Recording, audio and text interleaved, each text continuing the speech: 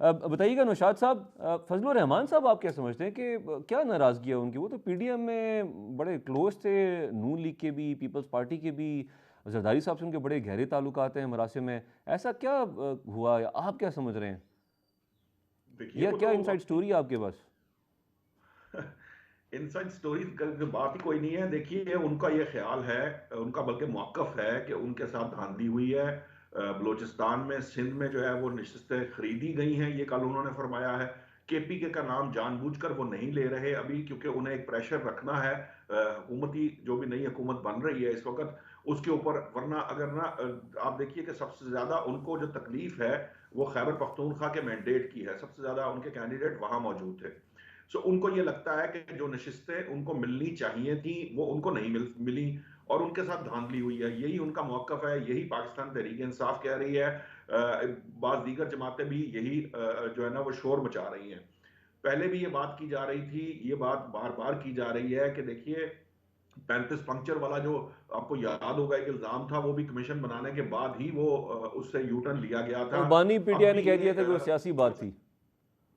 जी। जी हाँ। तो अब भी यही चाहिए कि वैसे तो अगर ये सियासतदान इस काबिल हों कि अपने आप अपने जोरे बाजू पर एतमाद कर सके, तो पार्लिमानी कमीशन बनाया जाना चाहिए, ताकि कल को ये फिर इल्जाम ना लगाएं कि किसी और इदारे की जो है ना वो मुदाखलत थी, या किसी ठीक है, वजह से आप इस जो चीज़ है की वो। तायद करते हैं कमीशन बन जाए ताकि दूध का दूध पानी का पानी हो जाए और आगे चले हुकूमत?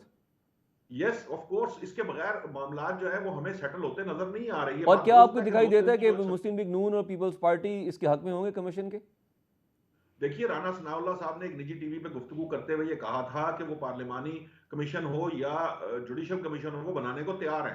सो मेरा ये ख्याल है कि अगर पाकिस्तान तहरीक इंसाफ या सुन्नी इत्तेहाद काउंसिल, जो भी आप इसे कहना चाहें, वो अगर प्रॉपर तरीके से परसू करे, वो बजाय इसके कि वो कन्फ्रंट्रेशनल पॉलिटिक्स में जाए या मज़ाहमती सियासत करे, वो अगर इसको परसू करे तो ये कोई इतना बड़ा मुश्किल मसला नहीं है।